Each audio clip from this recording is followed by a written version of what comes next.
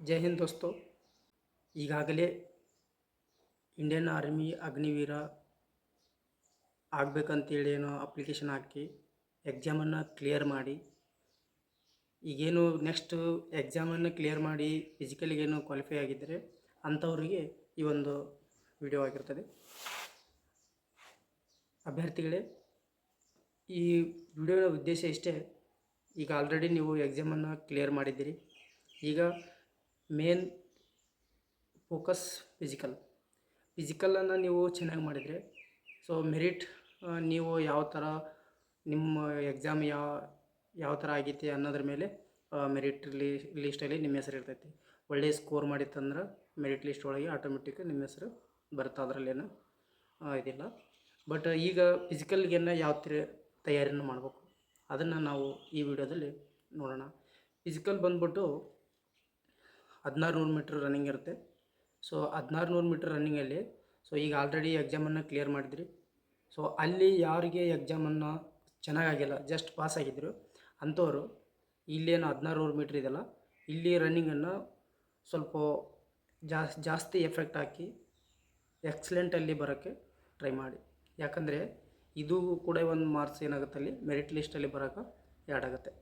So ಇದು add ಆಯ್ತು ಅಂದರೆ ಏನಾಗುತ್ತೆ, ನಿಮಗೆ ಅಲ್ಲಿ ಒಂದು ವೇಳೆ ಏನಾದ್ರು ಎಕ್ಸಾಮಲ್ಲೇ ನಿಮಗೆ ಕಡಿಮೆ ಮಾರ್ಕ್ಸ್ ಇತ್ತಂದ್ರೆ ಸೊ ಫಿಸಿಕಲ್ಲು ಮತ್ತು ಎಕ್ಸಾಮ್ ಎರಡನ್ನೂ ಟ್ಯಾಲಿ ಮಾಡಿದರೆ ಸೊ ಒಳ್ಳೆ ಮಾರ್ಕ್ಸ್ ಬಂತು, ಎಕ್ಸಲೆಂಟ್ ಏನಾದರೂ ನೀವು ಮಾಡಿತ್ತಂದ್ರೆ ನಿಮ್ಮದು ಮೆರಿಟ್ ಲಿಸ್ಟಲ್ಲಿ ಪಕ್ಕ ಖಂಡಿತ ಬರುತ್ತೆ.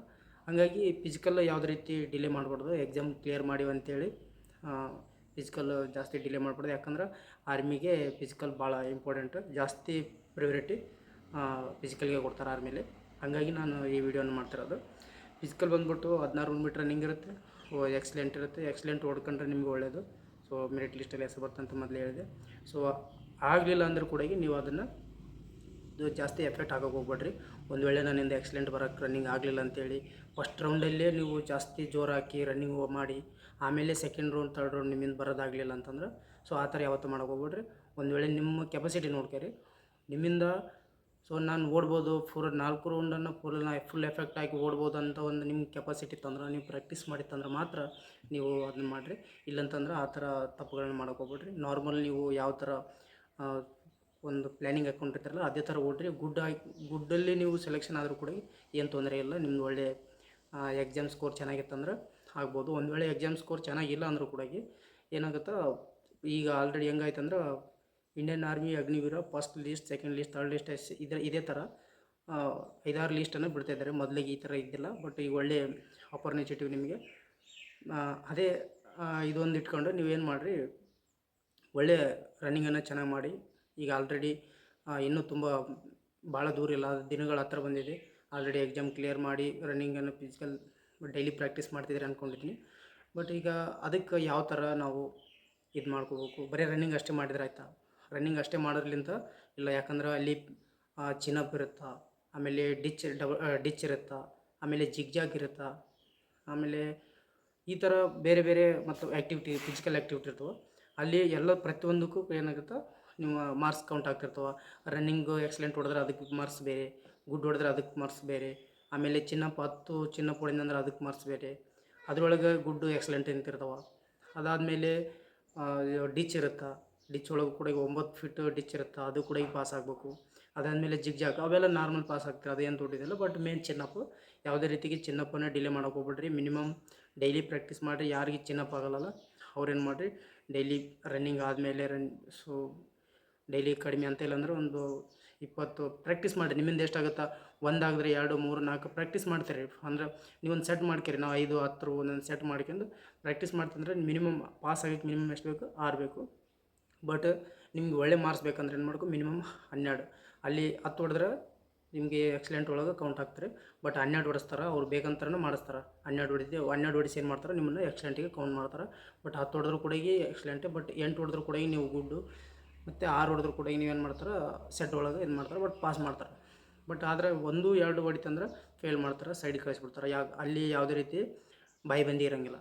ಅದು ಒಂದು ಉದ್ದೇಶದಿಂದ ನೀವು ಫಿಸಿಕಲ್ ಅಂದರೆ ಬರೀ ರನ್ನಿಂಗ್ ಅಷ್ಟೇ ಫೋಕಸ್ ಕೊಡೋದಲ್ಲ, ಎಲ್ಲ ಪ್ರತಿಯೊಂದು ರನ್ನಿಂಗ್ ಇರ್ಬೋದು, ಚಿನ್ನಪ್ ಇರ್ಬೋದು, ಡಿಚ್ ಇರ್ಬೋದು, ಜಿಗ್ಜಾಕ್ ಇರ್ಬೋದು, ಈ ಥರ ಪ್ರತಿಯೊಂದಕ್ಕೂ ಏನು ಮಾಡಬೇಕು, ಫೋಕಸ್ ಕೊಡಬೇಕು. ಎಲ್ಲವೂ ಇಂಪಾರ್ಟೆಂಟ್. ಯಾಕಂದ್ರೆ ಈಗ ಎಕ್ಸಾಮ್ ಕ್ಲಿಯರ್ ಮಾಡಿದ್ರಿ, ಇದು ಮೇನ್ ಘಟ್ಟ ಇದು. ಇದನ್ನು ನೀವು ಕ್ಲಿಯರ್ ಮಾಡಿತ್ತಂದ್ರೆ ಮೆರಿಟ್ ಲಿಸ್ಟ್ ಒಳಗೆ ಹೆಸರು ಬರೋದು ಬಿಡೋದು ಅದು ಸೆಕೆಂಡ್ರಿ. ನೀವು ಹೆಂಗೆ ಯಾವ ಥರ ಎಕ್ಸಾಮ್ ಮಾಡಿರ್ತೀರಲ್ಲ ಅದ್ರ ಮೇಲೆ ಅದು ಡಿಪೆಂಡ್ ಇರುತ್ತೆ. ಮೆರಿಟಿನ ಬಗ್ಗೆ ಯಾವುದೇ ರೀತಿಯ ನೀವು ತಲೆ ಕೆಡಿಸ್ಕೊಳ್ಳೋ ಅವಶ್ಯಕತೆ ಇರಲ್ಲ. ಬಟ್ ಈ ಸದ್ಯ ಫಿಸಿಕಲ್ ಇದೆ, ಫಿಸಿಕಲ್ಗೆ ಜಾಸ್ತಿ ಫೋಕಸ್ ಕೊಡ್ರಿ.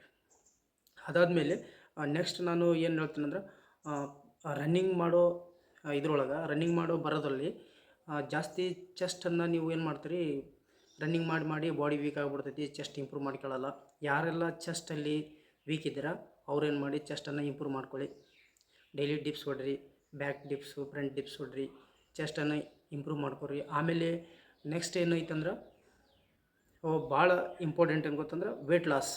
ಹೈಟ್ ಎಷ್ಟು ಇರ್ತೈತಿ ಅಷ್ಟು ಅದಕ್ಕೆ ತಕ್ಕಂಗೆ ಅಂಡರ್ ವೇಟ್ ಇರಬಾರ್ದು. ಓವರ್ ವೇಟ್ ಇದ್ದರೆ ನಡಿತೈತಿ, ಯಾವುದೇ ಕಾರಣಕ್ಕೂ ಅಂಡರ್ ವೇಟ್ ಇರಬಾರ್ದು. ಅಂಡರ್ ವೇಟ್ ಇತ್ತಂದ್ರೆ ಪಕ್ಕ 100ಕ್ಕೆ 100 ನಿಮ್ಮನ್ನು ತೆಗೆದಾಕ್ತಾರೆ. ಯಾಕಂದರೆ ನಮ್ಮ ಜೊತೆಗಿದ್ದವರೇ ನಾನು ಸಿಕ್ಕಾಪಟ್ಟೆ ಮಂದಿ ನೋಡೀನಿ. ಅಂಡರ್ ವೇಟ್ ಇದ್ದವ್ರನ್ನ ಹೈಟ್ ಎಲ್ಲ ಚೆನ್ನಾಗಿದ್ದಾರೆ, ರನ್ನಿಂಗ್ ಎಕ್ಸಲೆಂಟ್ ಮಾಡಿದ್ದಾರೆ, ಚಿನ್ನಪ್ ಎಲ್ಲ 12, 13 ಎಲ್ಲ ಹೊಡೆದಿದ್ದಾರೆ, ಡಿಚ್ ಎಲ್ಲ ಪಾಸ್ ಆಗಿದ್ದಾರೆ.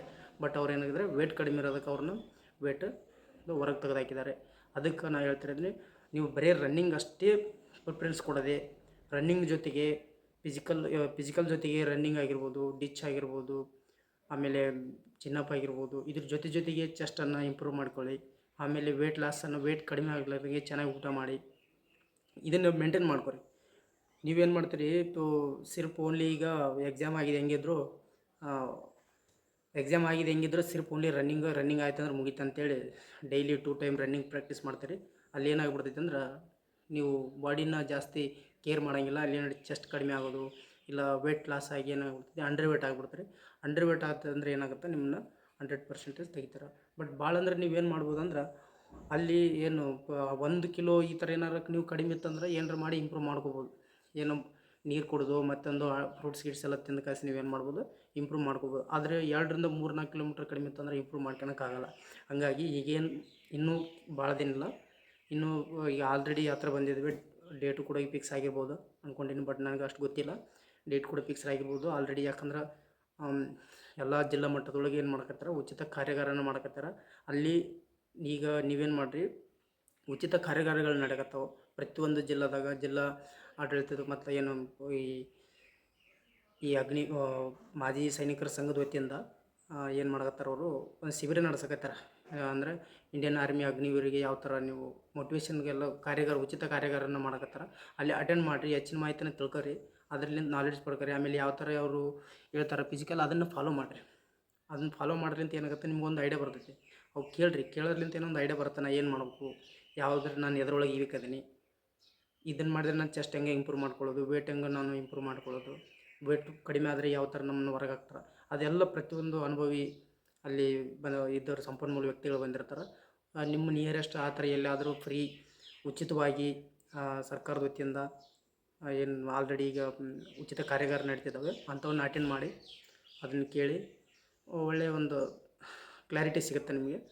ಬಟ್ ನಾನು ಇಷ್ಟೇ ಹೇಳೋದು, ಫಿಸಿಕಲ್ ಬರೀ ರನ್ನಿಂಗ್ ಹಿಂದೆ ಬಿದ್ದು ಕಾಸಿ ಇದು ಮಾಡೋಕೆ ಹೋಗ್ಬಿಟ್ರಿ. ರನ್ನಿಂಗ್ ಜೊತೆಗೆ ನಿಮ್ಮ ಬಾಡಿಯನ್ನು ಮೇಂಟೈನ್ ಮಾಡ್ಕೊರಿ. ಚೆಸ್ಟ್ ಮತ್ತು ವೇಟ್ ಲಾಸ್ ಆಗದೈತೆ ಅಂತ ನೋಡ್ಕೊಳ್ಳಿ ಅಂತ ಹೇಳ್ತಾ, ಜೈ ಹಿಂದ್. ಮತ್ತು ನೆಕ್ಸ್ಟ್ ವೀಡಿಯೋದಲ್ಲಿ ಹೆಚ್ಚಿನ ಮಾಹಿತಿಯನ್ನು ಕೊಡ್ತೀನಿ. ಜೈ ಹಿಂದ್.